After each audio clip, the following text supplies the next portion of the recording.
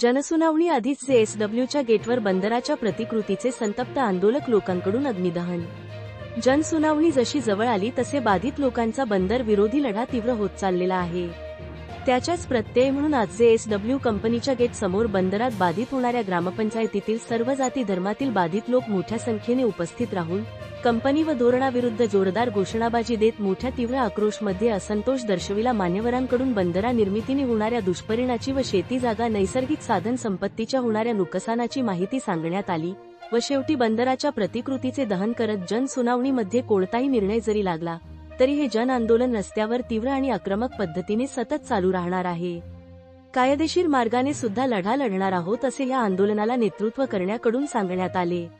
वार्ताहर India news 28 साठी प्रणय प्रभाकर पाटील, पालघर जिल्हा ब्युरो चीफची रिपोर्ट।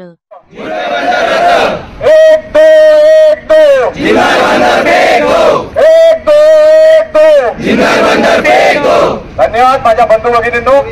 एक लक्षात घ्या, आज जसं भूषणने सांगितलं तसं संपूर्ण या कोकण किनारपट्टीवर विनाशकारी प्रकल्पांचा सरकारच्या माध्यमातून घाला घालण्यात आलेला आहे। पालघर जिल्ह्यापासून ते सिंधुदुर्ग जिल्ह्यापर्यंत आमच्या वेगवेगळ्या प्रकारचे विनाशकारी प्रदूषणकारी प्रकल्प लादण्यात येत आहेत। जनतेची इच्छा नसताना असे हे सगळे प्रकल्प लादण्यात येत आहेत। अशा या प्रकल्पांना आम्ही 2010 पासून विरोध करतो आहोत। रत्नागिरी आणि सिंधुदुर्गमध्ये येणारे जैतापूर ऊर्जा प्रकल्प असो किंवा नाणार रिफायनरी असो, त्याच्यानंतर आयलॉग बंदर असो, बारसू मधली रिफायनरी असो, हे सगळे प्रकल्प तेथील स्थानिक जनतेने जोरदार संघर्ष करून थांबवून धरलेले आहेत, रद्द केले हे तुम्ही लक्षात घ्या। आज तुम्ही इकडे मोठ्या संख्येने उपस्थित राहिलात।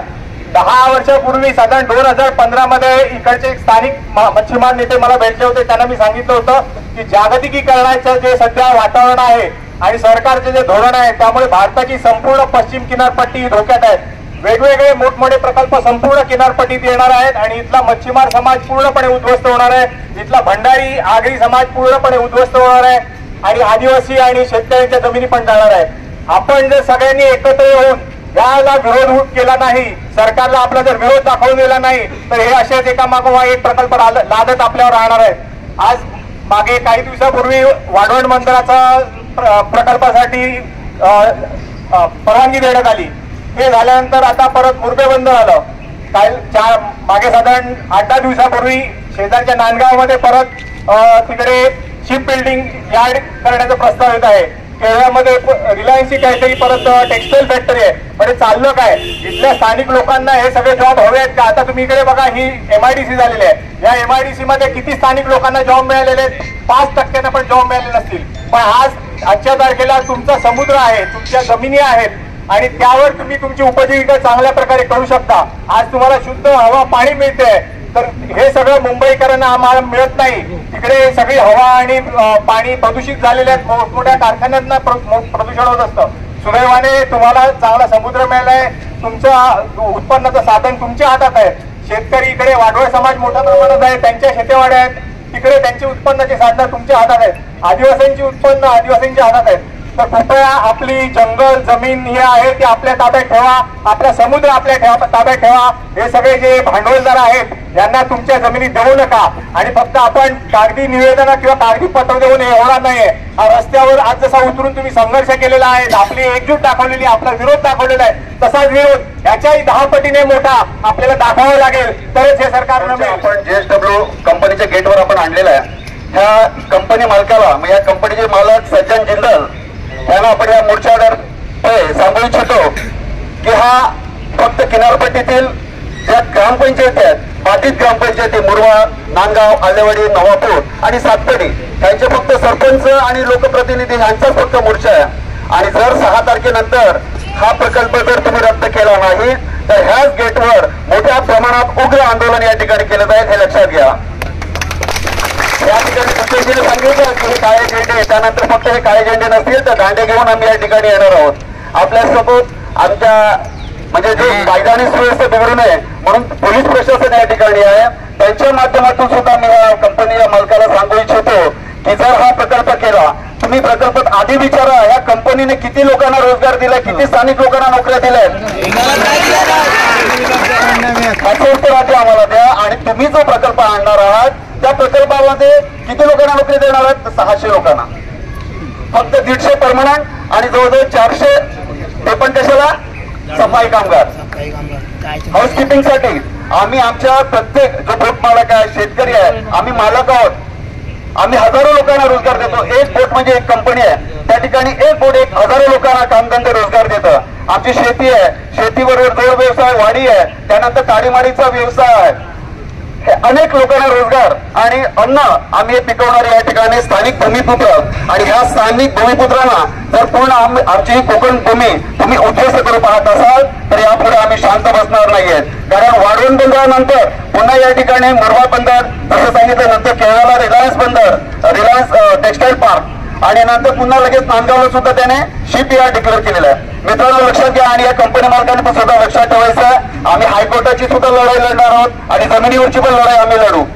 ज्यावेळेला नांदगाव पोर्ट येत होतं, नांदगाव पोर्ट हे फक्त आमच्या मुरब्यापासून 1.5 ते 2 किलोमीटरवर आहे. आपण 2023 साली त्या ठिकाणी एनजीटीला लिहून देता की या ठिकाणी बीआरसी आणि टॅपचा अतिसंवेदनशील प्रकल्प असल्यामुळे आम्ही त्या ठिकाणी पोर्ट बांधत नाहीये असं तुम्ही म्हणून विड्रॉल करता, आणि त्याच ठिकाणी मुरब्यामध्ये म्हणजे 1.5 ते 2 किलोमीटरवर मुरब्यामध्ये पोर्ट बांधता.